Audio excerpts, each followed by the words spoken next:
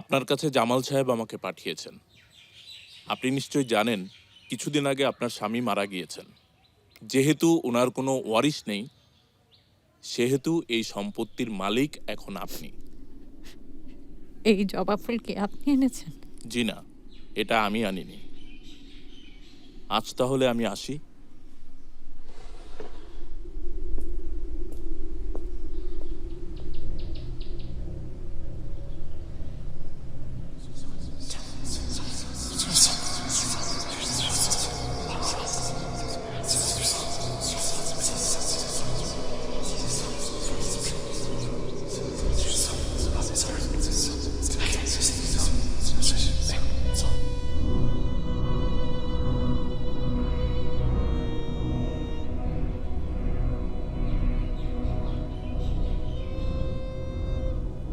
উকিল সাহেব চলে যাওয়ার পর আমি কিছু একটা টের পাই আমার আশেপাশে।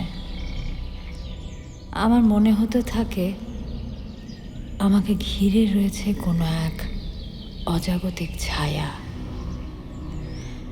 সব ক্লান্তি দূর করা কেমন একটা ঠান্ডা বাতাস আমার সারা শরীর স্পর্শ করতে থাকে। সে আসে, আমাকে সচল করে, আমাকে সাজায় গোছায়, আমার ভেতর আবার প্রাণের সঞ্চার ঘটে।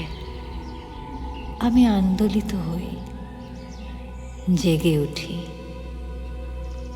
বহুদিন ধরে ঘন ব্যথায় সিক্ত আমার মন উষ্ণতার স্পর্শ পেয়ে ঝলমল করে ওঠে। সতেজ মিষ্টি গন্ধে ভরে ওঠে আমার ঘর। এভাবেই 2 বছর কেটে যায়।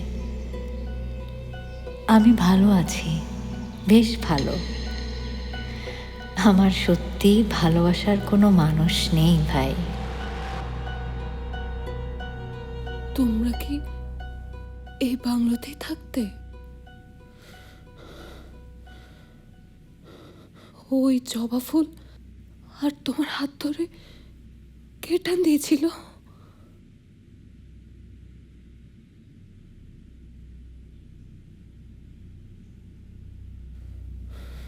শরৎ। মানে